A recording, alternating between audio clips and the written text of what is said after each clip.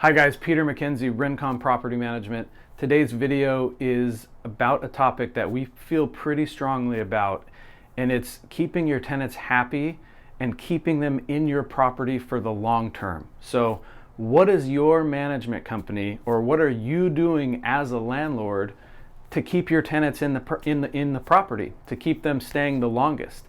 The reason this is important is because turnover, when your tenant moves out and you have to find a new tenant, is by far the most expensive thing that you're going to deal with on a recurring basis. So the longer your tenant stays in the property, the better your rental property is going to perform financially.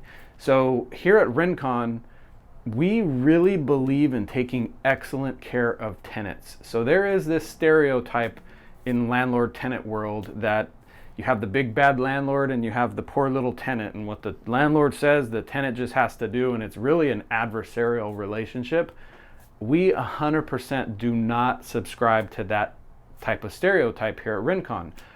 On the flip side of that, we believe by taking really good care of our tenants, it keeps them happy and they stay longer, which, guess what, is absolutely in the best interest of the landlord. Our clients experience longer tenancies on average on properties that we manage. We know that because we track every number you could imagine. So by keeping your tenants happy, they take better care of the property, which means they're not damaging it as much. Things aren't breaking because of, poor treatment by the tenants, and they stay longer, which we've already identified is in the financial best interest of the owner. So let's talk about how we do that. We have a couple of programs. One is a resident benefit package, which is, think of like a concierge type group of services that makes tenants' lives a little bit easier. When they move in, when we deliver filters to the house, we help them with their renter's insurance. There's all these little ancillary services that we offer that increases tenant satisfaction. Another thing we do is we have a formal tenant retention program that at the end of the year we gift our tenants.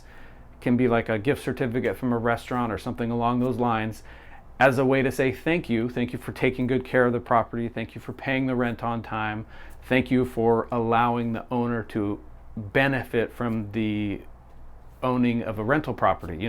More than likely the house appreciated, more than likely that the principal was paid down, more than likely there were some tax benefits for the owner. So through this program, we get excellent feedback from our tenants, like, hey, we've never been, no landlord has ever given us a gift. We love renting here. We love you guys.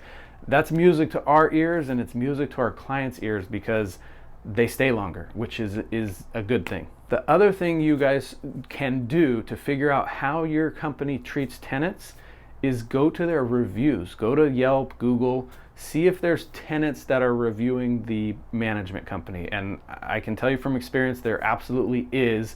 And the norm is really negative reviews. So if you see a bunch of negative reviews talking about how terrible a management company is, or how they were treated, or how they never fixed anything, or how they kept their security deposit, if you see one or two of those, it's not that big of a deal. But if everyone says the same thing, that should be a red flag that the management company is not treating the tenants well, which, like we already established, is bad for turnover and property damage and things like that.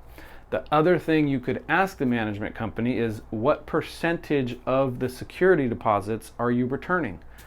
In our company, since we track those numbers, we're returning in the high 80s, low 90s% of the security deposit. So if there was, security deposit was $1,000, they're getting back $800-900, somewhere around there.